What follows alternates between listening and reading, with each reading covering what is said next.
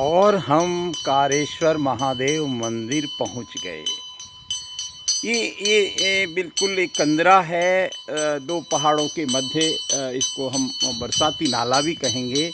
लेकिन यहाँ स्थापना की किसने की, लेकिन कुछ जानकार बताते हैं, एक संत हुए हैं आबू के, महान संत श्री गेन जी महाराज। उन्होंने यहाँ पर भजन किया था। ये बेशक बहुत दूर है, बहुत दुर्गम है, लेकिन हम नमन करें उस निराकार को, उस अजन्मा अविनाशी महादेव को। हम साष्टांग दंडवत प्रणाम करें, जो यहाँ जंगल में विराजमान है, जो यहाँ के कंकर कंकर में विराजमान हैं, जो प्रकृति में विराजमान हैं, पुष्पों में विराजमान हैं, फलों में, पेड़ों में, पत्तियों में विराजमान हैं, यहाँ की शिलाओं में विराजमान हैं, यहाँ जल जंगल जमीन में विराजमान हैं। कोई यहाँ आडंबर नहीं है, कोई आडंबर नहीं है, हो भी नहीं सकता आडंबर। कोसों दूर रहते हैं महादेव इन आडंबरों से, और सच्चे साधु भी इन आडंबरों से दूर रहते हैं। ये हम आचमन करें गंगा का। ये पानी का कुंड, कैसी भी भीषण गर्मी हो, कैसी भी भीषण गर्मी हो, कैसा भी अकाल पड़े, लेकिन कभी ख़त्म नहीं होता, कभी ख़त्म नहीं होता। हर हर महादेव, हर हर महादेव। गंगा भी नज़दीक है, महादेव भी नज़दीक है, बस हमको जलाभिषेक करना है।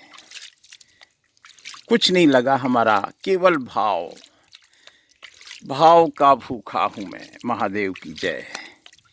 हर हर महादेव, हर हर महादेव, हर हर महादेव, हर हर महादेव, हर हर महादेव, हर हर महादेव, हर हर महादेव, हर हर महादेव। जय महादेव, जय महादेव। हम जलाभिषेक करें। हम कभी समय निकाल कर अवश्य पधारें, समय निकाल कर, क्योंकि कभी फुर्सत नहीं मिलेगी। जब तक शरीर स्वस्थ है, बुढ़ापा दूर है। ये महाराजा भर्तृहरि का वाक्य है वैराग्य शतक में।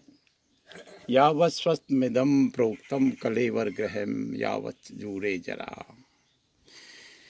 जब तक शरीर स्वस्थ है, बुढ़ापा दूर है, इंद्रियों में बल है और आयु शेष है।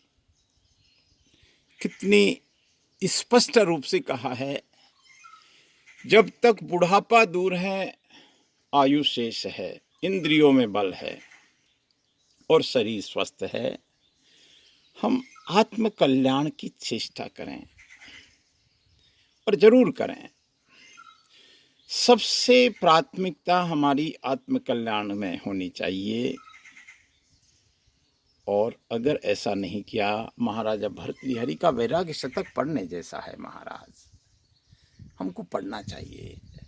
महाराजा भर्तृहरि आगे कहते हैं, अगर हमने ऐसा नहीं किया तो आग लगने पर कुआं खोदना जैसी हालात बन जाएंगे आपके सामने, कि आग लग चुकी है और आप कुआं खोदने का सोच रहे हैं।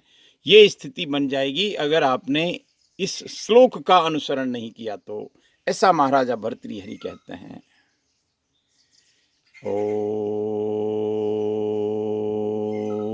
नमः शिवाय, ओम नमः शिवाय, ओम नमः शिवाय। एक बात हम और यहाँ अनुभव कर सकते हैं। श्री 1008 श्री गेन जी महाराज, जिनकी समाधि गंगा जलिया में है। गंगा जलिया एक आबू का तीर्थ है, महान तीर्थ है, उन्होंने इस स्थान पर भजन किया था। इससे ज़्यादा आवश्यकता ही नहीं है, मंदिरों की आवश्यकता नहीं है, भवनों की आवश्यकता नहीं है। बस महादेव अलख पुरुष, अलख निरंजन, वो इस प्रकृति में बसते हैं साहब। अब सुनिए, पक्षियों की आवाज सुनिए, पक्षियों का वो संगीत सुनिए जिनके माध्यम से परमात्मा स्वयं बोलता है। यहाँ की हवा को स्पर्श आप अनुभव कीजिए साहब। आज हमारा सौभाग्य ये रहा कि हम इस अद्भुत तीर्थ में पहुंचे हैं, ये श्री कारेश्वर महादेव। यहाँ आपको लगेगा कि यहाँ देखने को क्या है। यहाँ देखने को कुछ नहीं है, यहाँ महसूस करने को बहुत कुछ है। यहाँ महसूस करने को बहुत कुछ है। ये भाई, ये बालक बता रहा था कि राजपुरा के लोगों की इस कारेश्वर महादेव में अपार श्रद्धा है, और इतनी बड़ी श्रद्धा है कि यहाँ श्रावण के महीने में यहाँ कोई झोपड़ी नहीं है, कोई भवन नहीं है, कोई भवन की आवश्यकता भी नहीं है, कोई मार्बलाइज मंदिर भी नहीं है, लेकिन यहाँ महादेव हैं। लेकिन यहाँ महादेव का अनुभव हम कर सकते हैं। ऐसा अनुपम तीर्थ, ऐसा अनुपम मंदिर भारत में ही हो सकते हैं। ऐसे अनुपम मंदिर भारत में ही हो सकते हैं क्योंकि ईश्वर को भारत की भूमि, देवभूमि पसंद है साहब। हम बहुत भाग्यशाली हैं कि हमको मानव शरीर मिला। हम फिर बहुत भाग्यशाली हैं कि हमारा जन्म भारत भूमि में हुआ, और हम इससे भी ज़्यादा भाग्यशाली हैं कि हमको हमारे माता पिता ने भक्ति के संस्कार दे दिए। बहुत बहुत धन्यवाद उस परम पिता परमात्मा को। बस कृपा बनी रहे, ऐसा इच्छा है हमारी। और हम कितना जल्दी इस संसार के थप्पड़ों से बाहर निकले, ऐसी प्रभु कृपा करे। वानप्रस्थ वैसे तो शुरू हो गया, लेकिन तथाकथित जिम्मेदारियों के जकड़ में हैं अभी, और जैसे ही परमात्मा की इच्छा होगी उनसे बाहर निकलेंगे साहब। आज श्री कारेश्वर महादेव पहुंचने का जो, मैं फिर इस बात को कह दूं, ये राजपुरा का वो बालक जो मुकेश दिवासी 8वीं में पढ़ता है, इसको इस पहाड़ी की चप्पे चप्पे की जानकारी है, चप्पे चप्पे की जानकारी है। और भी कई मंदिर हैं यहाँ। मुकेश, बेटा छोटे हो वैसे तो, पर आपका अनुभव है। आपका गांव कौन सा है? राजपुरा। तो आप ये पहाड़ियों में आते रहते हैं? हाँ। कितनी बार आए होंगे? बहुत बार। बहुत बार आए हो। यहाँ ये मंदिर, यहाँ क्या भोजन बनाते हैं आपके? हाँ। श्रावण में? हाँ, गांव वाले इकट्ठा होके, पैसे इकट्ठा होके अच्छा, लेके आते हैं, प्रसादी बनाते हैं, सब गांव वालों को बुलाते हैं।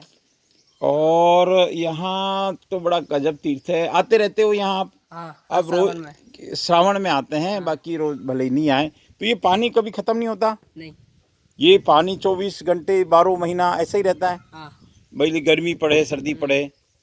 चलिए, अब ये एक बहुत बड़ा चमत्कार ही कहेंगे कि मुकेश ने आज हमको, हमारी इच्छा बहुत दिनों से थी कि हम श्री कारेश्वर महादेव मंदिर पहुँचें। आज हमारी इच्छा पूरी हुई। हमने देवनगरी के देव दर्शन के माध्यम से हम ये ज़रूर प्रयास करेंगे कि हम और ऐसे आलोप, इनको आलोप तो हम नहीं कहेंगे क्योंकि यहाँ कुछ लोग यहाँ पहुँचते हैं। हालांकि ये बहुत दुर्गम है। ये आप देख सकते हैं कि ये लंबे मार्ग से हमको आना हुआ है। पूरे 2 घंटे लगे हैं पैदल चलते चलते, लेकिन कोई चिंता नहीं, क्योंकि महादेव के भक्ति का जो आनंद है, ओम नमो शिवाय, पंचाक्षर की महिमा है। बोलो कारेश्वर महादेव की जय। और बोलो आज के आनंद की जय।